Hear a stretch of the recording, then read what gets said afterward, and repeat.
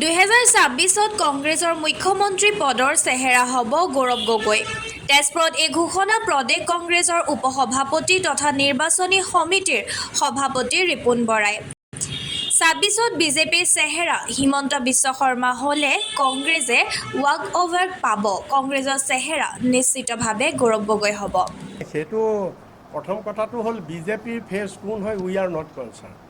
আমাৰ কথা হ'ল কি বিজেপিৰ ফেচ যোনেই হওক নাই হিমন্ত বিশ্ব শৰ্মা হ'লেতো আমাৰ আৰু ভাল, আমাৰ কাৰণে একদম ইজি আৰু আমাৰ ৱাক অভাৰ হ'ব। হিমন্ত বিশ্ব শৰ্মা যদি বিজেপিৰ ফেচ হয় আমাৰ কংগ্ৰেছৰ কাৰণে 26ৰ ইলেকশ্যন ৱাক অভাৰ হ'ব। আমি খুব সুখী, কিন্তু আমি সেইটোৰ ওপৰত একো নকওঁ, that is a decision of the BJP.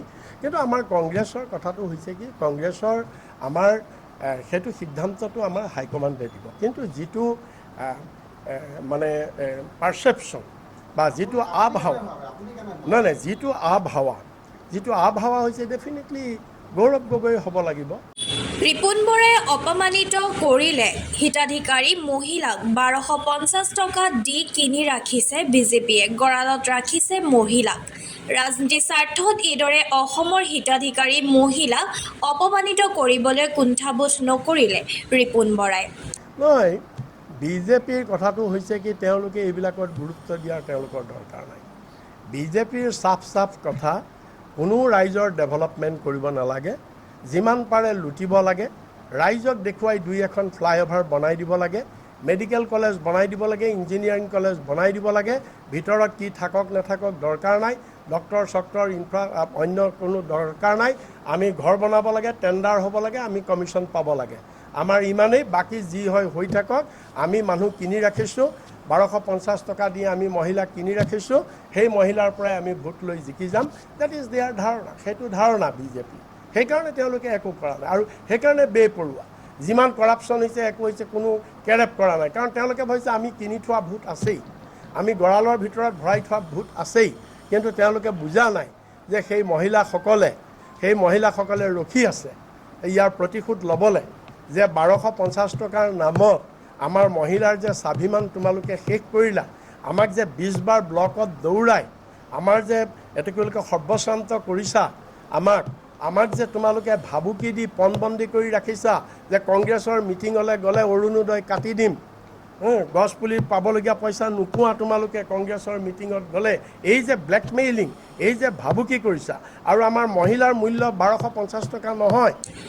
তিনি গগৈৰ ভিতৰত কংগ্ৰেছৰ গৌৰৱ গগৈ জোৰ বেছি। গগৈৰ জোৰটো বেছি মানে গৌৰৱ গগৈৰ জোৰটো বেছি, কংগ্ৰেছৰ গগৈজনৰ জোৰটো বেছি।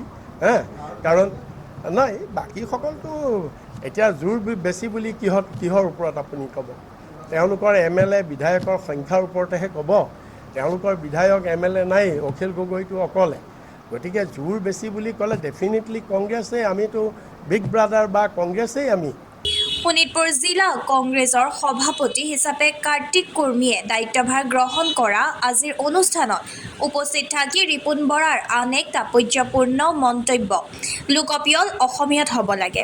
আমাৰ কংগ্ৰেছ দলৰ আমাৰ স্পষ্ট স্থিতি যে আমাৰ অসমত আমি আজি আগৰ পৰা, চেঞ্চাছটো আজি অহা নাই, চেঞ্চাছটো 1951ৰ পৰা হৈছে। গতিকে তেতিয়াৰ পৰা যিটো আমাৰ সদায় চলি আহিছে যে অসমত বসবাস কৰা সকলো মানুহে তেওঁলোকৰ মাতৃভাষা অসমীয়া বুলি লিখে। হিন্দী স্পিকিংসকলৰ কথা বেলেগ, যিসকল পাৰ্মানেণ্ট নহয় ইয়াৰ স্থায়ী, তেওঁলোকৰ কথা বেলেগ। গুজৰাটৰ পৰা আহিছে, কোনোবা ব্যৱসায় কৰিছে, তেওঁলোকৰ হিন্দী স্পিকিং, তেওঁলোকৰ কথাটো বেলেগ। যিখিনি অসমৰ বাসিন্দা যিখিনি আমাৰ থলুৱা মানুহ হওক, খিলঞ্জীয়া মানুহ হওক, ভূমিপুত্ৰ হওক বা অসমীয়া বুলি ক'লে আমি যাক বুজোঁ বৃহৎ অৰ্থত, এইখিনি মানুহ আমাৰ লোকপিয়ল ভাষা সদায় অসমীয়া বুলি আগতেও লিখি আহিছে আৰু এতিয়াও লিখিব, ভৱিষ্যতেও লিখিব। মুখ্যমন্ত্ৰী হিমন্ত বিশ্ব শৰ্মাৰ পৰা মন্ত্ৰী বিধায়কলৈকে 10 বছৰত কেৱল লুটিছে বুলি কংগ্ৰেছৰ জ্যেষ্ঠ নেতাগৰাকীয়ে এতিয়াও তেওঁলোকৰ হেঁপাহ পলোৱা নাই। কৃষকৰ গৰুৰ ওপৰতো চকু বুলি বিজেপিক তুলাধুনা দিয়ে। গীৰগাই কেলেংকাৰীৰ ওপৰত কৰ্মৰত ন্যায়াধীশৰ তদন্তৰ দাবী ৰিপুণ বৰাৰ। এতিয়া মই বাকী কথাবিলাক ৰিপিট কৰিব খোজা নাই, চবেই জানে। কেলেংকাৰীটো ইমান ভয়াৱহ এইকাৰণেই যে বিজেপিৰ কেৰেক্টাৰটো ইয়াত ওলাই পৰিছে।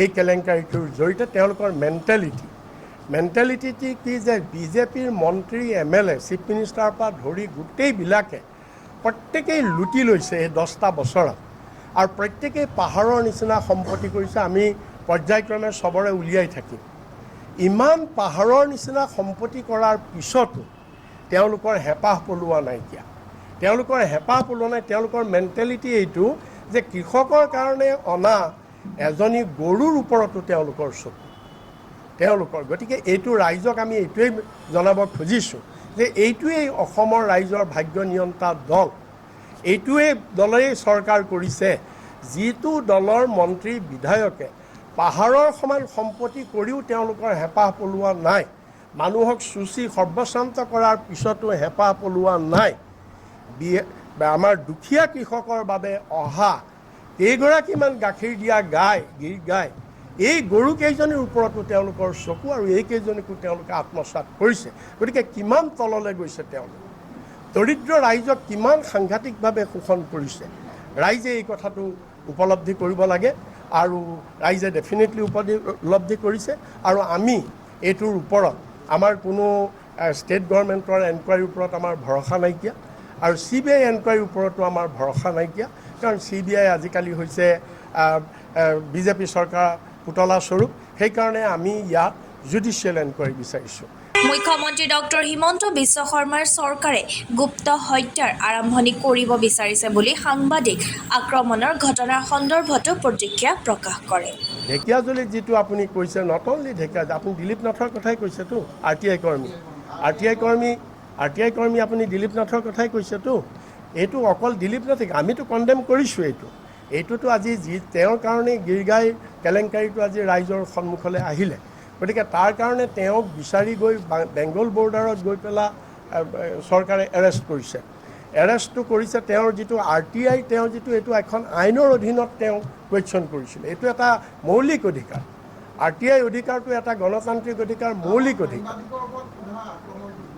হয় নহয় তাৰপিছত আপুনি চাওক আপুনি নট অনলি ডেট আপুনি দিলৱাৰ হুছেইন ক্ৰছ কাৰেণ্টৰ সাংবাদিক তেওঁক কি কৰিলে আপোনালোকে জানে কেনেকৈ জেলত ভৰাই থলে তাৰপিছত আপোনালোকে চাওক আব্দুল মাজান বিশ্বনাথ চাৰিআলিৰ সাংবাদিক আমি বেছি দূৰলৈ যোৱাৰ দৰকাৰ নাই পদ্ম হাজৰিকা প্ৰভাৱশালী বিধায়ক তেওঁৰ ল'ৰাই হিট এণ্ড ৰান কৰি এজন মানুহক ধুনীয়া কৰি দিয়াৰ পিছত যেতিয়া এজন সাংবাদিকে তথ্যখিনি পোহৰলৈ আনিলে তেতিয়া সেই সাংবাদিকজনক কি ধৰণৰ অৱস্থা কৰিলে আপোনালোকে সকলোৱে জানে আপোনালোকে জানে মাণ্ডাকাটাত মুখ্যমন্ত্ৰীৰ এখন সংবাদ মেলত এজন সাংবাদিকে মাত্ৰ এটা প্ৰশ্ন কৰাৰ অপৰাধত সেই সাংবাদিকজনক কৈছিলে তোমাৰ ধৰ্ম কি তুমি কি জাতিৰ এনেকুৱা ধৰণৰ তুচ্ছত এনেকুৱা অলেখ উদাহৰণ আছে আৰু শেহতীয়াটো মই আপোনালোকক ক'ব খুজিছোঁ এইটো সাংবাদিক নহয় যদিও বিজেপিয়ে এতিয়া অসমত আকৌ গুপ্ত হত্যাৰ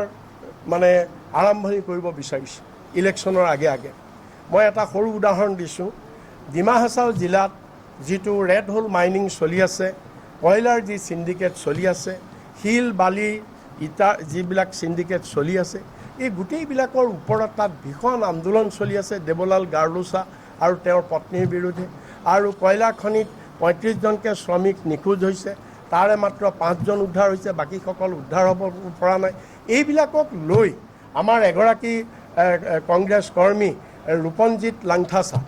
ৰূপনজিৎ লাংথাছা খুব সৰব হোৱাৰ কাৰণে আজি অলপ দিনৰ আগতে দেৱলাল গাৰ্লুছাৰ নামত ৰূপনজিৎ লাংথাছাক টেলিফোনৰে ভাবুকি দিছে যে তুমি যদি এইবিলাক আৰু আৰম্ভ কৰা তোমাক শেষ কৰি দিয়া হ'ব